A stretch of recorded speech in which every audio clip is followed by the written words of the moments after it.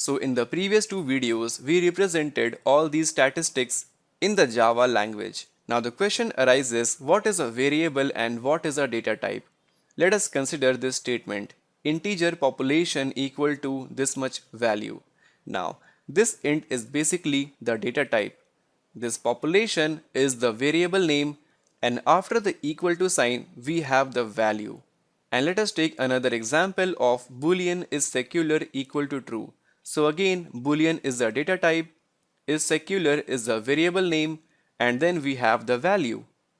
And also note that whatever variable name that we have here should be a single word. It should not be splitted into two words.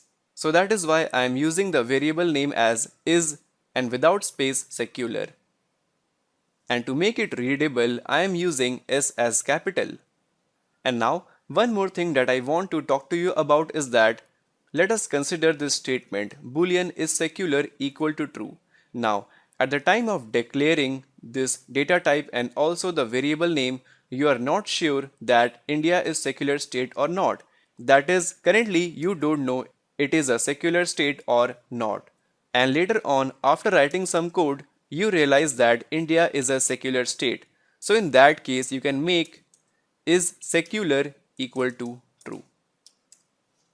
So there is no harm in initializing a variable name later on within your main method. So for rest of the variables and data types, you can do the same thing. You can declare the population and later on you can decide the value that you want to store within this population variable. So till now we learnt about the data type of boolean, char, int, float and double. Apart from all these data types, we have few more data types such as byte, short and long. Now whenever we run our code, these data types consume some memory in order to store the values. So in the runtime, the float and double takes the size of 4 byte and 8 byte respectively. Let us represent the float and double with the help of small glass and little larger glass. Just because double is of 8 byte, it can store a very large decimal value or the floating point value. Now similarly, long has 8 byte, int has 4 byte, short has 2 byte, byte takes 1 byte, char takes 2 byte and boolean takes 1 bit. And 1 byte is equivalent to 8 bits. So a boolean takes 1 by 8 times of 1 byte. And now you must have noticed the float and double, I have represented it with the help of a purple glass.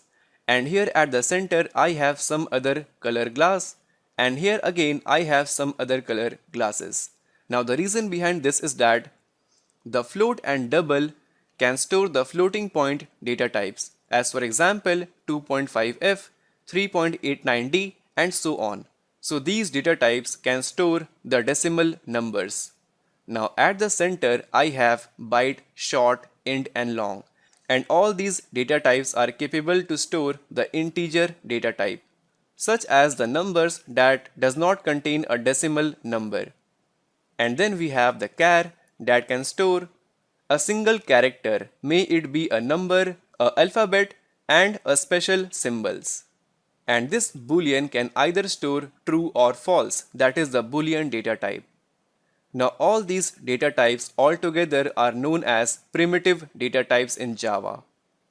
Now you must be thinking about the string name equal to India. Why did not I mention the string as the primitive data type? Now the string is something that does not comes under the category of the primitive data types. In the upcoming modules, I am going to talk about this string data type in a lot more detail. But for now, just remember, whatever we type within the double quote becomes a string. May it be the text or some number or some special character, whatever we type becomes a string. So right now don't worry about this string data type.